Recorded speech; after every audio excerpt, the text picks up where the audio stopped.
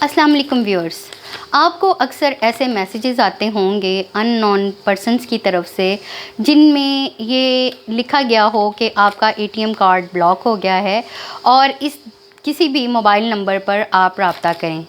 ایسے اسکیم سے آپ بچیں۔ اگر آپ کو کوئی بھی ایسا میسیج رسیو ہو تو آپ ہرگز اس نمبر کا جواب نہ دیں، اس نمبر پہ کانٹیکٹ نہ کریں، اور اگر اس میں کوئی لنک بھی شیئر کیا گیا ہے تو آپ اس کو ہرگز کانٹیکٹ نہ کریں، کیونکہ یہ اسکیمرز ہوتے ہیں اور ان کا جو بنیادی مقصد ہے وہ لوٹ مار اور آپ کی جو ذاتی انفارمیشن ہے اس کا حاصل کرنا ہوتا ہے۔ تو ویورز، اگر آپ کو کوئی بھی